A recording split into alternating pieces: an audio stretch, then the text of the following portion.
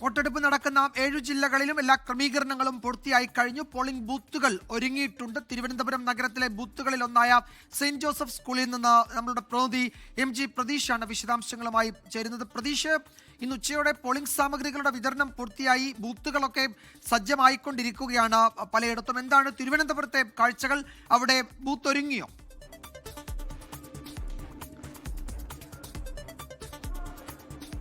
വിജയകുമാർ, നാളെ നടക്കാനിരിക്കുന്ന തദ്ദേശ തിരഞ്ഞെടുപ്പുമായി ബന്ധപ്പെട്ട് തലസ്ഥാന ജില്ലയിൽ ഒരുക്കങ്ങൾ എല്ലാം തന്നെ പൂർണ്ണമാണ്. തിരുവനന്തപുരം മുതൽ എറണാകുളം വരെയുള്ള 7 ജില്ലകളിലാണ് ആദ്യഘട്ട തിരഞ്ഞെടുപ്പ് നടത്തുന്നത്.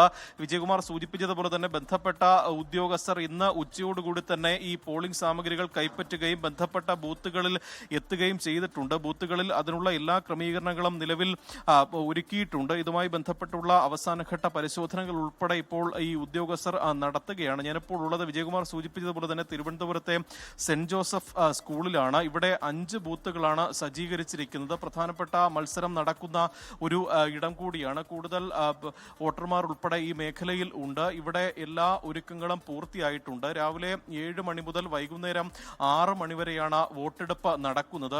രാവിലെ 6 മണിയോട് കൂടി തന്നെ മോക്ക് ഡ്രിൽ ആരംഭിക്കും. അതുമായി ബന്ധപ്പെട്ടുള്ള ഒരുക്കങ്ങളാണ് പ്രധാനമായും ഇപ്പോൾ ഇവിടെ നടന്നുകൊണ്ടിരിക്കുന്നത്. തെരഞ്ഞെടുപ്പ് ഉദ്യോഗസ്ഥരടക്കം ഈ പോളിംഗ് ബൂത്തിലുണ്ട്. അവരുടെ ഉൾപ്പെടെയുള്ള പരിശോധനകളും ഒക്കെ തന്നെയാണ് ഇപ്പോൾ പ്രധാനമായും നടക്കുന്നത്. ഒപ്പം ഈ തെരഞ്ഞെടുപ്പിലെ മറ്റൊരു പ്രത്യേകത ഈ പിങ്ക് ബൂത്താണ്. നമ്മളിപ്പോൾ ദൃശ്യങ്ങളിൽ കാണുന്നത് സെന്റ് ജോസഫ് സ്കൂളിൽ സജ്ജീകരിച്ചിരിക്കുന്ന പിങ്ക് ബൂത്താണ്. ഈ പിങ്ക് ബൂത്തിന്റെ പ്രത്യേകത പൂർണ്ണമായും ഈ വനിതാ ഉദ്യോഗസ്ഥരായിരിക്കും ഈ ബൂത്ത് നിയന്ത്രിക്കുന്നത്. അവരുടെ നിരീക്ഷണത്തിലായിരിക്കും ഈ ബൂത്തിന്റെ പ്രവർത്തനങ്ങൾ ഉണ്ടായിരിക്കുന്നത്. അത്തരത്തിലൊരു ക്രമീകരണം ഇവിടെ ഒരുക്കിയിട്ടുണ്ട്. പിങ്ക് നിറത്തിലുള്ള തുണികളൊക്കെ തന്നെ സജ്ജമാക്കി ആകർഷകമായ രീതിയിലാണ് പിങ്ക് ബൂത്ത് ഇവിടെ സജ്ജമാക്കിയിട്ടുള്ളത്. നേരത്തെ സൂചിപ്പിച്ചതുപോലെ തന്നെ വനിതാ തിരഞ്ഞെടുപ്പ് ഉദ്യോഗസ്ഥരായിരിക്കും പൂർണ്ണമായും ഈ ബൂത്തിന്റെ നിയന്ത്രണം വഹിക്കുന്നത്. അത്തരത്തിൽ പൂർണ്ണമായ ഒരുക്കങ്ങൾ തെരഞ്ഞെടുപ്പുമായി ബന്ധപ്പെട്ട നടത്തിയിട്ടുണ്ട്.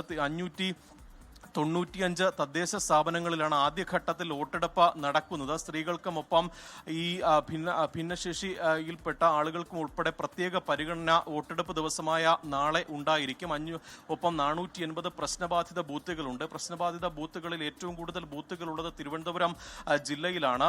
അവിടെ ഉൾപ്പെടെ കൂടുതൽ ക്രമീകരണങ്ങൾ, സുരക്ഷ, കൂടുതൽ ഉദ്യോഗസ്ഥരെ ഉൾപ്പെടെ ഇതിനോടകം തന്നെ നിയോഗിച്ചിട്ടുണ്ട്. ഒപ്പം വെബ്കാസ്റ്റിംഗ് ഏർപ്പെടുത്താനും തീരുമാനിച്ചിട്ടുണ്ട്. അത്തരത്തിൽ പഴുതടച്ച സുരക്ഷാ ക്രമീകരണങ്ങളോടെയാണ് നാളെ വോട്ടെടുപ്പ് നടക്കുന്നത്.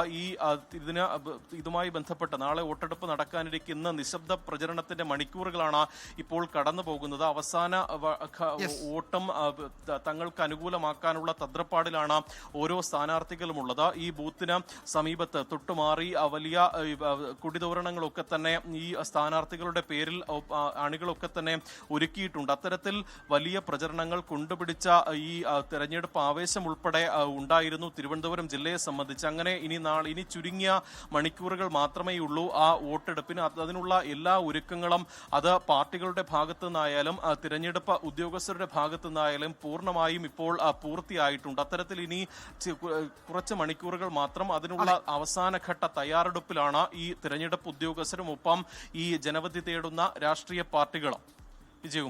തിരുവനന്തപുരം നഗരത്തിലെ ബൂത്തുകളിൽ ഒന്നായ സെന്റ് ജോസഫ് സ്കൂളിൽ നിന്നാണ് MG പ്രതീഷ് വിവരങ്ങൾ നൽകിയത്. ലോകത്തെവിടെയായാലും ഏത് സമയത്തും 24 വാർത്തകളും ഓഗ്മെന്റഡ് റിയാലിറ്റി പാക്കേജുകളും എക്സ്പ്ലെയിനറുകളും വിശദമായി കാണാൻ ഞങ്ങളുടെ യൂട്യൂബ് ചാനൽ നിങ്ങൾക്ക് സബ്സ്ക്രൈബ് ചെയ്യാം.